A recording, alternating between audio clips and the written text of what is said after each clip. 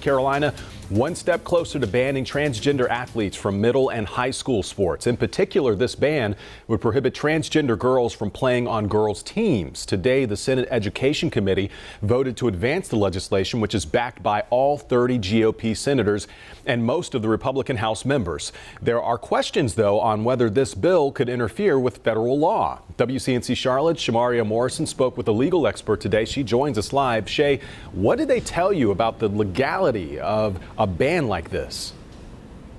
Well, legal experts say that this is both complicated and an evolving issue.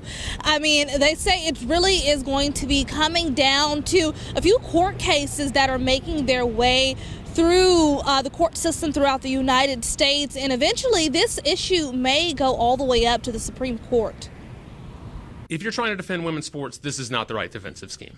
A North Carolina Senate Education Committee heard heated arguments Tuesday morning about a controversial bill aiming to restrict transgender girls from playing on girls' sports in North Carolina schools. Allowing males to compete in women's sports reverses nearly 50 years of advances for women and undermines the very intent of Title IX. This legal argument is one that courts, state legislatures, and the Department of Education all have varying opinions on. The law, the statute says absolutely nothing about transgender students.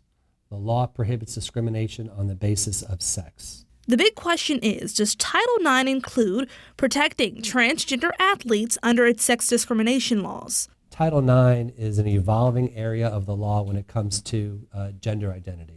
Jonathan Vogel is an education lawyer and former Deputy General Counsel at the U.S. Department of Education. He says Title IX has been interpreted by different presidential administrations to mean different things when it comes to sports and gender identities. The Biden administration's interpretation? School districts cannot categorically restrict students from participating on the team of their gender identity. Rather, there would need to be an analysis done that would support any such restriction. What about the court's interpretation of the Title IX law? We have two circuits now that have opposed decisions. One federal court of appeals says Title IX's sex discrimination clause covers transgender students, and another says it doesn't. It is likely the Supreme Court would hear the case and resolve the circuit split and decide for purposes of Title IX whether the prohibition against discrimination on the basis of sex includes discrimination on the basis of gender identity. Vogel says the Supreme Court has yet to accept any type of case like this. And another remedy to this problem would be Congress making it clear one way or the other what kind of rights transgender students have when it comes to athletics in the entire country. Live in Uptown Charlotte, Shamaria Morrison, WCNC Charlotte.